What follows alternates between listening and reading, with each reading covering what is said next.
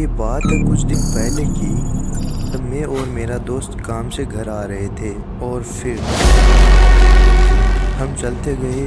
अचानक मेरे दोस्त को किसी के चिल्लाने की आवाज़ आई और उसने मुझे कहा कि भाई यहाँ कोई चिल्ला रहा है, लेकिन मुझे आवाज़ नहीं आई तो मैंने सोचा ये मुझे पागल बनाकर डरा रहा है। तो फिर मैंने भी उससे मजाक में कहा कि भाई आवाज़ तो आ रही है।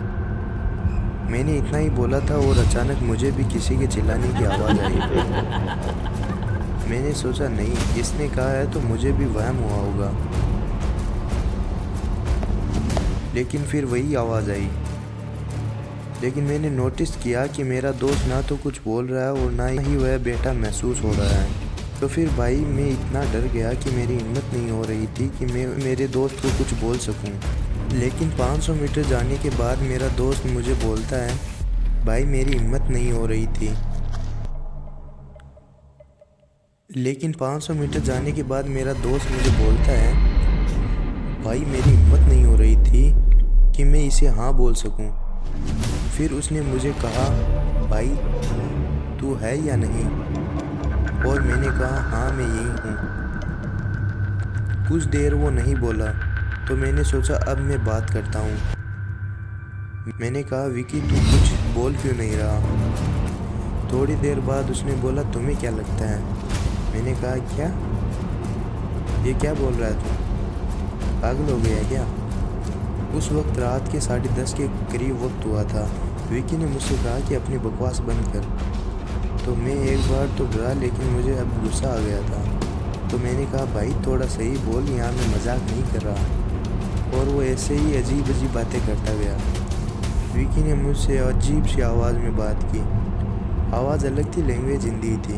उसने कहा तू यहाँ क्या कर रहा है? लेकिन मैंने कुछ बोला नहीं और नहीं बोलकर मैंने ये सबसे बढ़िया काम किया, क्योंकि अगर मैं कुछ बोलता तो वो मुझ पर हमला कर देता। लेकिन इन बातों में नोटिस किया कि हम दोनों उस जगह से 1 किलोमीटर दूर आ गए थे।